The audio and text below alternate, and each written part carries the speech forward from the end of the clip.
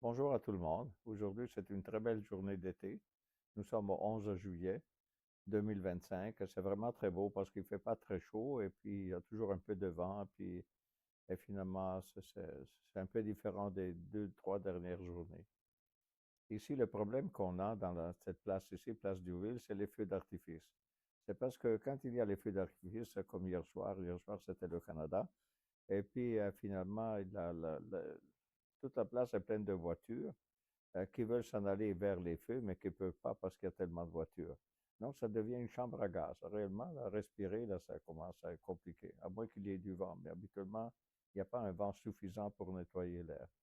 Enfin, la meilleure chose, c'est de rester chez soi avec l'air climatisé pendant ce moment-là. Voilà, ça c'est pour dire les choses personnelles. Du côté marché, tout va bien, à part les tarifs que, par exemple, on veut imposer au Canada. Ça fait du mal au Québec aussi pour l'histoire du cuivre et tout ça, que M. Trump voudrait augmenter mais il ne l'a pas fait encore, mais il menace pour le 1er août, pour ses tarifs à lui. On va voir qu'est-ce que ça va donner. Mais finalement, le taux de chômage au Canada, ça s'est réduit parce que étonnamment, parce qu'on pensait que non, là, mais finalement, c'est tant mieux. On a créé, je pense, 180 000 nouveaux emplois, donc dans la période précédente des statistiques. Enfin, pour le moment, tout va très bien. Donc, de quoi on va parler aujourd'hui? On va parler du cycle de vie d'un produit. C'est-à-dire, quand une compagnie fait un produit, sur le moment, il est vendable et ça se vend bien, puis tout ça. Donc, il essaie de mousser la vente et tout ça. Puis, à un certain moment, le marché est comme saturé et puis ça ne se vend plus. Par exemple, prenez le cas des téléphones cellulaires. Le marché des téléphones cellulaires est gigantesque mais finalement, Apple se sent obligé en quelque sorte de faire des modifications à chaque année pour mousser les ventes parce que autrement, si les gens n'ont pas de nouveaux produits, ben, ils restent avec le vieux, et puis c'est ça. Donc, le cycle de vie, finalement, est trop long pour la qualité du produit. Et donc, la conclusion, c'est que les gens gardent le vieux téléphone s'ils n'en ont pas de nouveaux. C'est pour ça qu'ils vont tout le temps pour en produire des nouveaux dans lesquels il y a quelques petits changements.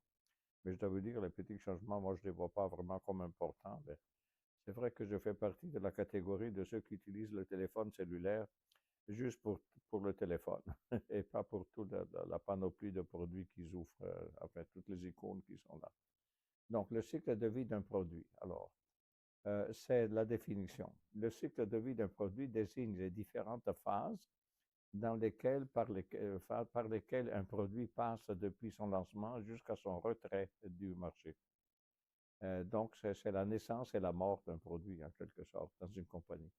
L'importance, c'est d'apprendre des décisions stratégiques en marketing, production et prix de distribution.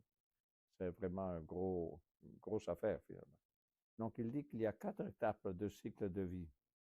Il y a l'introduction du produit, il y a la croissance du produit, la maturité et finalement le déclin, quand il commence à être dépassé. Donc, si on s'en va à la page 4, on peut, pour chacune des 4 phases qu'on a dit, c'est-à-dire, ça commence avec l'introduction, ensuite la croissance, maturité et déclin. Donc, la phase d'introduction. Les caractéristiques, ben, les coûts sont élevés pour produire un nouveau produit qui n'a pas encore été vendu. Les ventes peuvent être faibles au départ parce que le produit est inconnu, peut-être. Il y a des fortes dépenses de marketing pour pousser les gens à acheter. Et l'objectif principal, c'est de faire connaître le produit. C'est ça. Donc, les nouveaux smartphones ou médicaments. Ça, c'est des exemples qui sont cités ici. À la page 5, on a le deuxième aspect, la phase de croissance. Donc, la phase de croissance, les caractéristiques sont la vente en forte augmentation, la baisse des coûts de production, parce que plus on produit, moins ça coûte en produire. L'arrivée, par contre, des concurrents, parce que les concurrents, dès qu'ils voient que ça marche, qu'un produit, ils veulent faire la même chose. Objectif, gagner des parts du marché, c'est ça. Et stratégie, investir, innover, améliorer la distribution. Ça, c'est donc la phase de croissance. Si on continue, et on va à la page 6, ça, c'est la phase de maturité. Donc, les caractéristiques, c'est la vente plafonne. On n'arrive pas à vendre plus que. Forte concurrence, avec dans la concurrence qui devient grandir elle aussi. Là, il y a les réductions des marges de profit. Et les objectifs, c'est défendre sa position, stratégie, promotion, différenciation, fidélisation. Donc, vous notez, c'est toute une activité là, quand on lance un produit et puis il a du succès. Donc, ensuite, il y a la phase de déclin. Là, ça, c'est à la page 7. Donc, caractéristique, la baisse des ventes, retrait progressif du produit. Ensuite, un choix possible, retirer le produit, relancer via innovation, comme fait les téléphones cellulaires, et cibler un marché de niche. Quelque chose que finalement c'est nouveau dans le marché.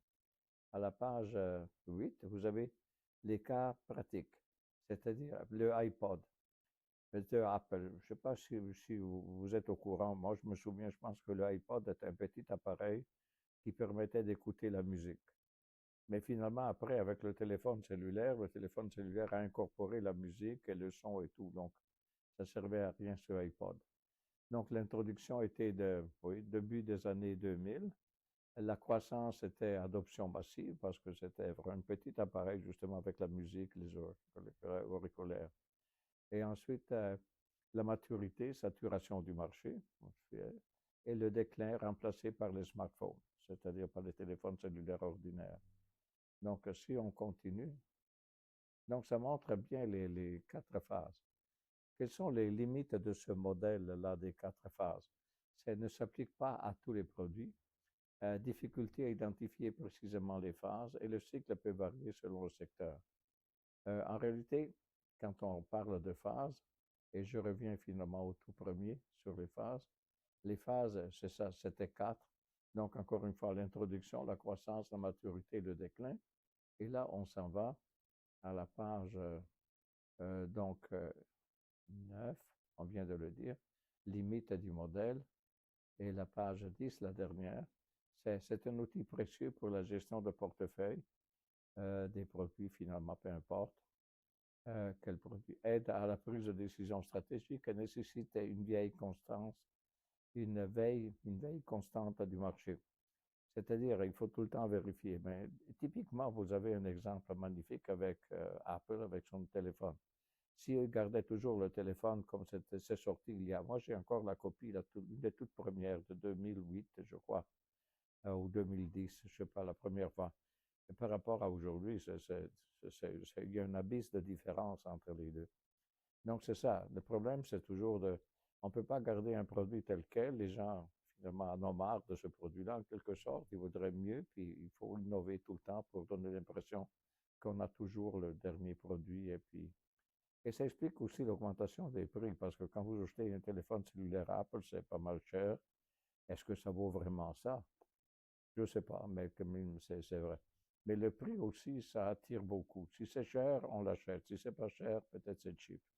Enfin, à part ça, c'était le sujet d'une autre vidéo. Mais voilà, pour la vidéo d'aujourd'hui, c'est fini. Voilà, bonne journée à tout le monde et bon été.